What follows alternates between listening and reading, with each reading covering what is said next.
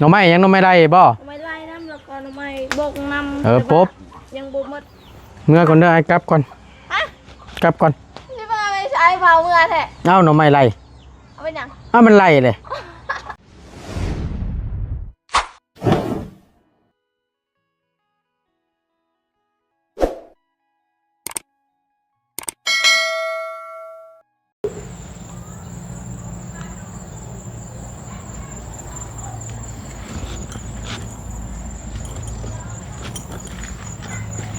บ้าถือว่าไวเติบได้พี่น้องเลยเนาะได้จักตัวเลยนะเบิ่งก่อน2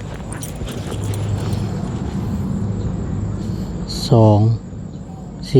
6 2 4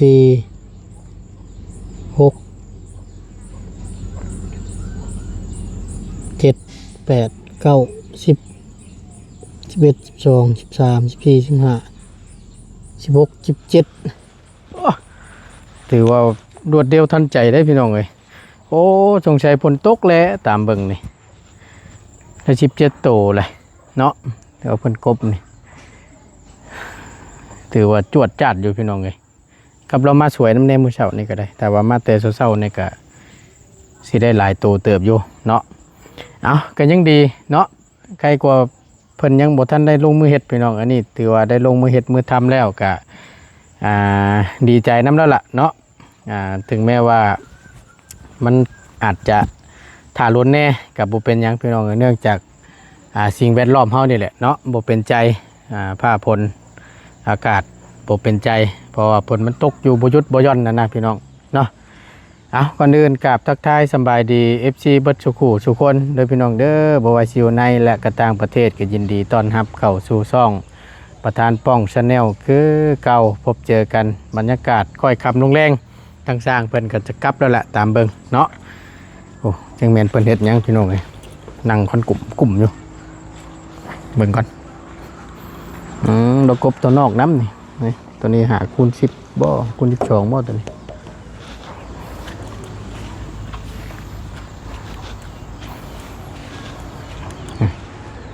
ไว้ส่วนนั้นแน่ส่วนหนึ่งพ่อเบ้ยช่างเพิ่นเมื่อจักโมงล่ะเมื่อตอนประมาณ4 โมงยังฝนมันตกจะบ่นี่น่ะแม่ฝนตกก็เลยเพิ่นก็ได้กลับป่านนี้น่ะเราเห็นยังต้มหน่อไม้บ่แม่คนกลุ่มอยู่นี่ไปหายามได้เฮ้ยตอนเที่ยงนั้นแม่ไปตอนเที่ยงน่ะแม่ไปหน่อไม้ยังหน่อไม้ได้บ่ไม่ไล่น้ำแล้วก็ไม่บกน้ำปุ๊บยังบกหมดเมื่อก่อนเด้อไอ้กลับก่อนกลับก่อนนี่มาไม่ใช่เผาเมื่อแท้เอ้าหน่อไม้ไรเอาไปยังมันไรเลยคิดว่าเป็นยังเนี่ยน้องใหม่ไล่มันไรเขาดิไล่ห้องเมื่อมันไรเขาเมื่อป๊อบเลยสบายดีน้องเด้อสบายดีเอาไม่ยังอันนี้บ่ฮ้อนบ่โทบ่คนอบผิวเนาะโอ้ยโพดโพอบก็อบแท้อบว่าก็อบผิวเนาะเห็นบอกกระเจ้าอบเน้นอบมาเลยเดี๋ยวนี้นะบ่แม่นเขาก็อยากขาวคือกันเนาะเขาก็อบเอาคือกันคือบ่ใส่เฮ็ดคืออีมุ่งนี่ปิดเห็นตาไว้รถหายใจบ่ออกเจาะเอามันบ่สะดวกประมาณน่ะเจาะเอาบริเวณปากกับหูหลังนี่เอ้าจากมันจังข่าวเยอะเนาะฮ้อนตัวจะเป็นได้พี่น้องเอ้ยมึงนี่อุ้ย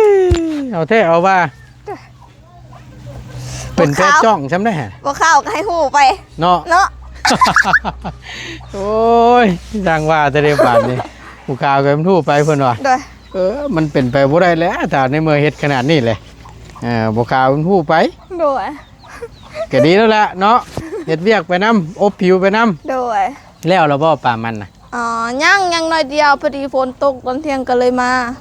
แต่ค่อยหันบ่ไปแล้วเพราะว่าทางอ้ายเพิ่นมาอีกเลยก็เลยบ่ได้ไปพอดีละทางแม่เมื่อเลยเป็นชวนที่เหลือที่เพิ่นอยู่ไปน้ำมื้อเช้านี้โดยทางน้องบัด3โดย3-4 คนไปอันใดซอยกันนะน้องผู้หญิง2กับผู้ชายอีก1กับแม่นำเด้ พอดีเป็น4คนดีแล้วซอยกันโดยเรือหน่อยเดียวเบื้องหันนะบ่โดยบื้นนี่เพิ่นไปซ้ำเช้านี่มันแล้วโดยแล้วแม่นโยกมาชนพี่แล้วบัดนี้เนาะโดยแม่นบ่ชนทางนี้นะแม่นส่วนเบื้องนี้ก็ยังอยู่แต่บ่ฮกปานได้เบื้องนี้สิฮกหลายกว่าได้อยู่หลายคนช่วยกันพี่น้องเอ้ยสิแลน้องเพิ่นก็บ่ได้อยู่ซื่อหรอกก็มาช่วยกันตกใจเนาะคิดว่ารถล่มโอ้เสียงมันเนาะโดยเห็นว่าก็ได้ถือว่าไวเติบเด้อน้องปอมเนาะแม่นเพิ่นมาเมื่อเช้านี่ก็สวยเติบเลยนะพี่น้องก็สวยบ่สวยก็10 โมงกายสิเที่ยงแล้วล่ะแม่นยังดีนะเพิ่นยังกบเลยไวซำนี่โดยแต่ก็ฝนตกอีกเด้อันนี้นะแม่นฝนตกอีกทางอ้ายเพิ่นก็เลยปบก้อนแล้วก็นั่งพักน้อยเฮ็ดได้ก็ตัวนี้นี่พอปกเลยอยู่น้อยนึงเนาะโดยชื่อผาวัดไม่เล่าอีกบ่ใบหนึ่งนี่มีอีกอยู่บ่บ่มีโดยถามทางอ้ายเพิ่นก่อนฮะถามทางอ้ายเพิ่นก่อนบ่คันเขาเจ้าเฮ็ดแบบนี้ก็ได้ลวงยาวนี่บ่แม่นแต่ว่าตัวนี้ขุดลั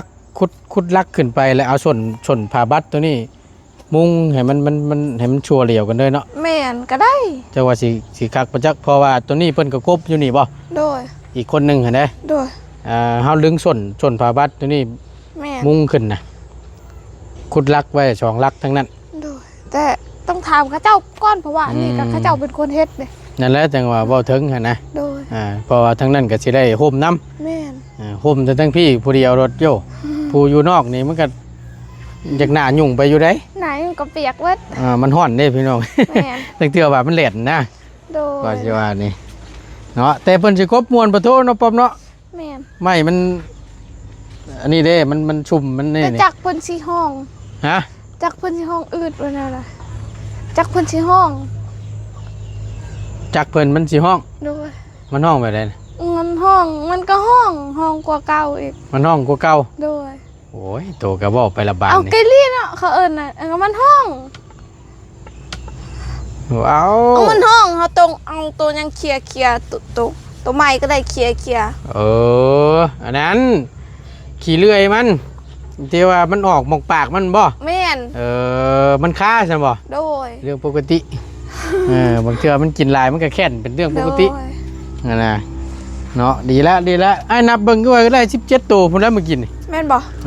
ตัวนับได้เท่าไหร่ซะยังบ่นับนะ17พุ่นได้ไอ้นับเบิ่งเมื่อกี้นี่หรือว่านับผิดบ่นับใหม่มึงดู1 2 3 4 5 6 7 8 9 10 11 12 13 14 15 16บ่16บ่ห่วยเอาไปนับเอาตัวได้คือได้17กันนี่เด้1เนาะ2 3 4 5 6 7 8 9 10 11 12 13 14 15 16 16ตัวโอ้โหบ่ตูนไปนับผิดละบาทนี่พ่อจังบ่ได้ขึ้นม.1กันแล้วใช่นี่ตกเลขฮะตกเลขตกเลขเฮียนบ่เก่งนับไปแล้วเมื่อกี้นี่นะโดยตั้งแต่เปิดคลิปแรกๆพุ่นน่ะพี่น้องไล่ไปไล่มาจงใจไปนับตัวเก่าเพิ่มอีกตามเบิ่งโดยโอ้ยตัวนั้นนับเนาะโดยตัวนั้นนี่สิเป็นอันนั้นประจักษ์พี่น้องไม่5 คูณ 10บ่แม่นบ่โอ้โห10เมตรนี่10เซนนี่โดย5 คูณ 10หนาคักเนาะจังหน่อยจะเหี่ยวนะจังนั้นแล้วกันชิย่อนแล้วจักโตแล้วเรากบตัวนี้อันนึงบ่เพิ่นแยกไว้พุ่นบ่แม่นมีเบิ่งนี่4 5อันงามแฮงคักจังเนาะแม่นรายการเจ้าบอกว่าถ้ามือได้หั่นประมาณเดือนนึงนี่เห็นพ้นรถเป็นอะไรสิบกแข็งแห้งไม่ยังบ่ทันไม่ดิบเขาบอกถ้าไม่แห้งมันสิบอกแข็งแห้งปานใดถ้าว่ายังบ่ทันได้กบได้เฮ็ดยังบ่ได้ยกได้ย่อนี่ แช่ไว้ตากฝนสิเพิ่นว่าประมาณจักเดือนหนึงเห็นผลบ่ บ่ฮู้บ่แม่นต้องตาก อ๋อต้องตากให้มันแห้งก่อน แม่น อืมเฮ็ดได้ซั่นเนาะฝนมันตกวะเฮาก็ไปตามสภาพอากาศมันนี่แหละเป็นเรื่องปกติ ตัวนี้เด้ ฮะ เน่า เน่า เขาเอิ้นแนวใด มันบ่เน่าติ เขาเอิ้นแนวใดเฮาบ่ฮู้เอิ้น ฮะมันเปียก ก็ไม้อมน้ำ ไม่อมน้ำ แล้วเขาเอิ้นแนวใดเน่าแล้วบ่ ฮะ เน่าแล้วบ่ บ่ทันเน่าติบ่เน่า เปื่อยบ่ มันผุหน่อยนึง เปื่อยบ่ มันเปื่อยหน่อยนึง เอาให้เช็ดแนวใดให้มันบ่เปื่อยเด้ ใช่ขี้เลื่อยมันชื่อน้อง นั่นบ่ มันบ่เปื่อยง่ายปานนั้นติ เนาะ เห็นว่าก็ได้ลองมึงดูแต่ละแผ่นมันยับมึงดูแผ่นหนึงน่ะมันบ่เปื่อยง่ายปานนั้นติฝนตกนั่นน่ะซื่อๆนั่นน่ะอันมันหุยๆขึ้นนะนี่บ่จะบ่น่ะอันนี้บ่ โดย นี่บ่โอ้ยก็อันที่ว่าขี้เลื่อยที่เพิ่นนี่ที่มันพุยขึ้นมานั่น โดย เดี๋ยวมันถึกน้ำเดี๋ยวมันคุย โดย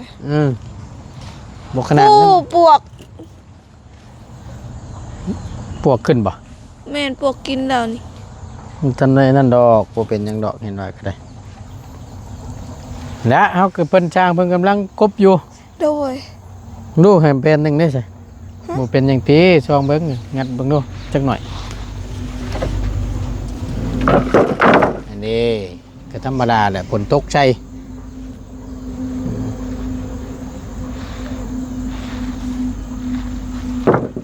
ได้ ได้บ่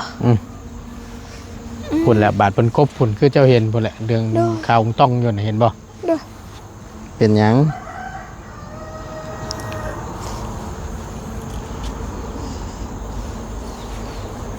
พออยู่ดอก โดย นี่อันที่ว่าอันเจ้าเห็นมันคือคุยนะมันสิเป็นนี่เด้ อ๋อ มันถึกน้ำแล้วมันก็เบ่ง เพ ขึ้น ราะ น่ะ ว่าทางลุงหนวดบอกว่าเปื่อยบอกเขาเอิ้นได้ เป็นอะไร มันเปื่อย มันเปื่อย เด้อ ไม่เปื่อยก็มันหยังเว้ยว่าตกอกตกใจเลยกว่าเห็นว่าก็ได้ เนาะไม่ยังดิบๆอยู่สิเปื่อยไว้แท้หั่นน่ะธรรมดาไม่ถึกน้ำถึกใน โดย ทำไมเปื่อยเจ้าเห็นบ่ไม้มันผุนั่นน่ะ โดย เห็นบ่จับมาเปื่อยมันยืดลงนะ เอาแบบนี้เขาเอิ้นแบบธรรมดาบ่ มันถึกน้ำกับฝนมันตกเนาะ โดย เห็นว่าก็ได้ได้อยู่ดอกเว้ย เนาะ โดย นี่ตัวนี้เพิ่นสิแยกไว้ต่างหากเนาะ โดย หาคุณซิปนี่พุละบาดเพิ่นใครอยู่ดอกเฮาไว้แนวนี้อยู่ได้หาคุณซิปก็เอาทับมันนั่นอยู่ โดย สิมีหาคูณ10หาคูณ12บ่พี่น้องตัวนั้นเป็นหาคูณ15ตัวเป็นพวกคือพวกคางมันตัวน่ะ มันบอก โดย ตัวใหญ่เด้ตัวรับน้ำหนักน่ะพวกคือคางมันเด้คางตารางน่ะ อ๋อโดย กับตัวเทิงน่ะ อ๋อโดย ตัวนั้นตัวไม้48นี่สิเป็นพวกแปรตัวชิยิงตอกตะปูใช่ฮั่น อ๋อโดย อันนี้อยู่เทิงเห็นบ่คือเฮือนเก่าเจ้านะจะมาเดินเสียงใหม่อย่างมันบอกพี่น้องเลยมาตุนกับบกคอยหู้รายละเอียดพวกปันใด โดย เดี๋ยวเบิ่งน้ำกันเนาะ เอานี่แหละมิแต่ว่าอยู่นั่นแหละในเมื่อสร้างเพิ่นมาเฮ็ดลำเนินการแล้วก็เฮาก็อยู่หาน้ำหาในสู่เพิ่นกินนั่นแหละ โดย เจ้าบ้านก็ต้องอยู่แหละชวนที่เรือก็แม่นน้องนุ่งหรือว่าแม่ก็ให้เพิ่นไปเฮ็ดเวียกถอนหญ้าถอนหยังมันนั่นเจ้าหั่นแหละ โดย คือเจ้า ทั้งน้องหันเวียดไปเฮ็ดเวียกแล้ว ฮะ เวียดให้น้องคอยไปเฮ็ดเวียกแล้ว น้องคนใดน่ะ น้องชายอะ อันผู้อันย่างไปน้ำไม้มื้อเช้านี่บ่ แม่น ได้เพชรเวียกเลย โดย เอ้าดีตัวเนาะเฮ็ดเวียกหยังกันน่ะเฮ็ดงานหยัง ไปเฮ็ดงานอยู่เวียดบอนเฮ็ดบอนเก่าอันและทางหัวหน้าเพิ่นโทรมาให้เฮ็ดอีก โอ้แต่ก่อนน้องเจ้าก็เคยไปเฮ็ดงานบ่ แม่น โอ้เราไปแล้ว โดย แล้ววันนี้เลย ไปแล้วแบบทางหัวหน้าเพิ่นให้เฮ็ดกลางคืนเนี่ยแล้วกลางเว้นนี่บ่ให้กินข้าว ทางน้องก็เลยเมื่อแล้วเพิ่นอายเพิ่นก็เว้าใหม่อีกแต่ก็บ่ฮู้คือกันจักสิซ้ำใด บ่ แม่น เพิ่นให้เฮ็ดกลางคืน แม่น กะกลางคืนบ่ แม่นแล้วกลางเว้นเขาเจ้าบ่ได้เลี้ยงเขาเด้ เอ ก็เฮาไปอยู่หั่นแล้วเฮาสิกินหยัง อ่า เงินก็บ่มีเงินเดือนบ่ออกเนาะ เพิ่นให้ซื้อกินเองสิบ่ก็ว่าเฮ็ดกลางเว้นน่ะ โดย ตามกลางคืนน่ะเพิ่นมีกับข้าวเลี้ยง โดย อืมแล้ววันนี้ล่ะในไลฟ์จะเพิ่นโทรมาว่าไม่นั่นใด ก็บ่ฮู้คือกันเพิ่นบอกว่าสิเลี้ยงแต่ก็บ่ฮู้คือกัน เฮ็ดกลางเว้นแม่นบ่ กลางเว้นกับกลางคืนคือกัน อืม เพราะว่ากลางเว้นอาทิตย์หนึงกลางคืนอาทิตย์หนึง ก็มีเปลี่ยนกะกันนะนี่ โดย สมมุติว่าคืออาทิศนี้เจ้าเฮ็ดกลางคืน โดย พอเบิด ก็ กะจะเลย ให้เข้าต่อบัดนี่ แม่ อ๋อจะประมาณนั้น โดย อยู่ไสก็คือกันก็มีคือกัน โดย อยู่ไทยก็มีคือกันแบบว่าเข้ากะกลางเว้นกลางคืนนี่นะ อ๋อโดย เพราะว่าเคยเฮ็ดอยู่นั่นไงก็เบิดคืนนั่นแหละ อันนี้ก็คือการเข้าตั้งแต่5โมงเลิก7โมง 5 โมงแรง โดย ซับนี้แล้วนี่เนาะ โดย7โมงตอนเช้า 7 โมงตอนเช้า โดย เบิดคืน โดย แล้วมานอนกลางเว้นเอา โดย บัดนี้คนอันว่าเฮ็ดตอนเว้นนี่ก็แม่นได้นอนกลางคืน แม่น ก็ดีแล้วแหละเนาะที่ได้มีเวียกเฮ็ดงานทำ โดย พอดีว่าทั้งน้องเพิ่นก็คือฮู้แล้วพี่น้องออกมาแล้วก็บ่ได้เฮ็ดหยัง โดย เนาะก็ได้แต่ซอยเวียกเอื้อยเวียกแม่ แม่น FC เพิ่นก็ย่องลายได้ที่ขยันแล้วแบบซอยเวียกซอยงานไกลกว่าอยู่ซื่อๆว่าซั่นนั่นแหละถอนหญ้าถอนตองซอยนั่นแหละ โดย ก็ดีแล้วดีใจน้ำหลายๆได้เวียกเฮ็ดงานทำก็ได้ โดย มันจะได้มีรายได้เข้ามาแน่ โดย ซื้อเกลือหมูพริกพริกนัวใส่ใจายในครอบในครัวแหละเนาะ โดย คือทั้งเจ้านี่ก็ออกมาแล้ว โดย มาช่วยเวียกทั้งแม่ โดย แต่ว่าน้องเพิ่นอยู่นี่ก็ยังว่าพอได้น้องเพิ่นเฮ็ดงานเด้ แม่นซื้อข้าวซื้อน้ำ พอได้ซื้อข้าวซื้อน้ำเครื่องใช้เครื่องซอยนี่โคเฮือนนี่แหละ โดย ยามเพิ่นเก็บเพิ่นหยังนั่นแหละ แม่น เนาะ โดย ในบ้านในช่องนี่ให้จักถามอยู่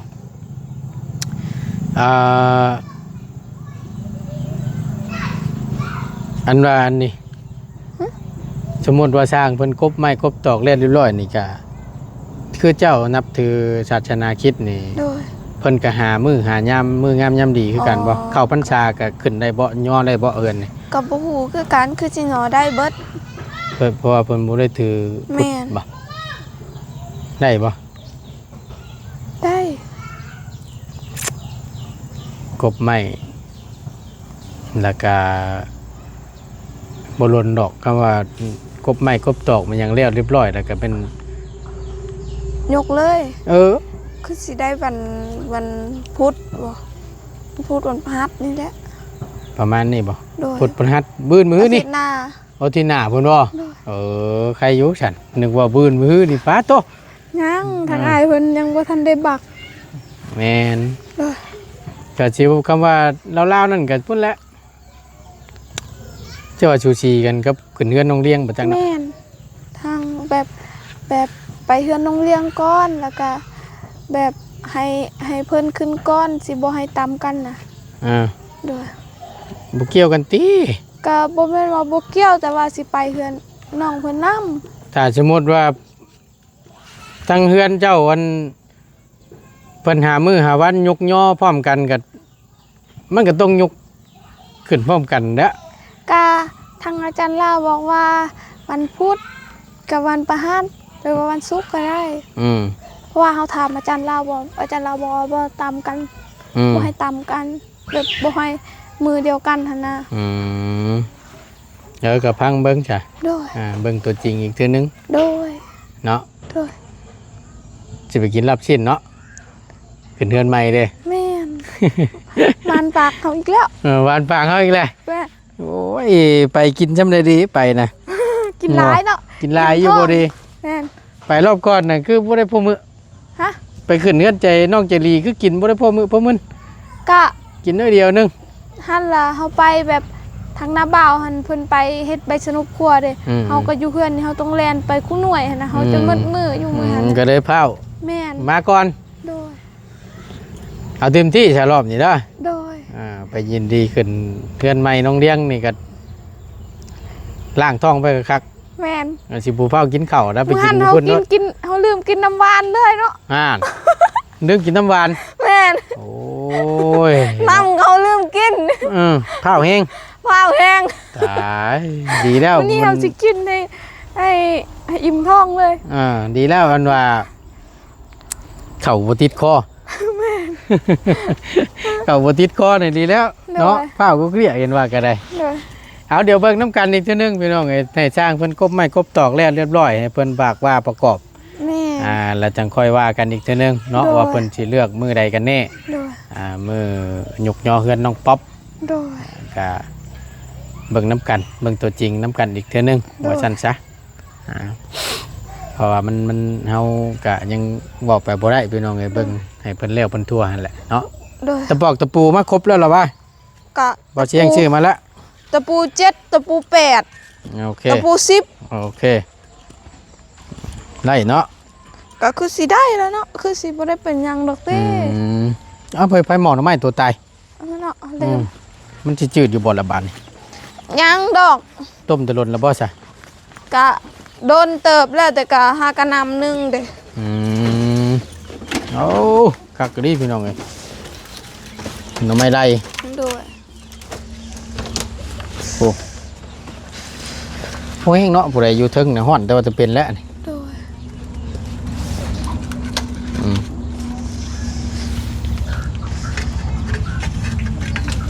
บ่อน้ำฉีกบ่เนาะ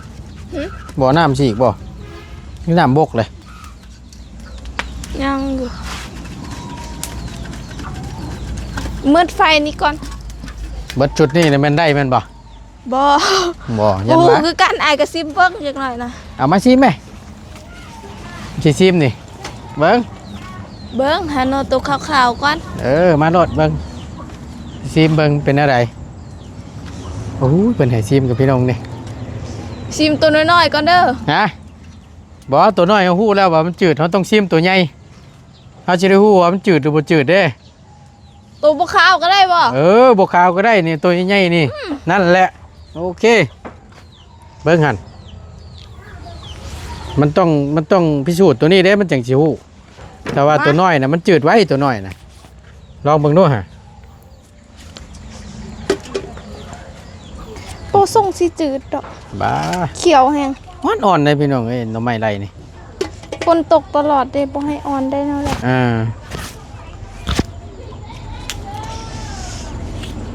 โอ้ยห่อนต่างเลยปอไป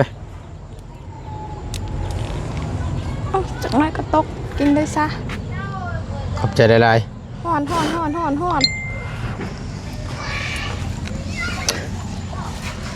แนวใดคมแม่นบ่ต้องแน่นอน เบิ่งสายตาก็ฮู้ จืดน้ำนี่ผู้ดี แม่นบ่ ฮะ น่ะเบิ่ดาวเตี้ยเลยเบิ่นดาวก็เปลี่ยนดาว มันยังแม่ ว่าเบิดดำตัวนี้เพิ่นค่อยแม่ค่อยบอกว่าคัก แมนถูกต้องอันนี้มันนี่เขาต้องพิสูจน์ตัวใหญ่ คมแม่นบ่ กะบอผู้ดีอันนี้นะก็กินตัวนี้บอกคำคมแห้งเขาก็ฮู้แล้วดอกบอกได้ละจำนี่นะเอาไว้ก่อน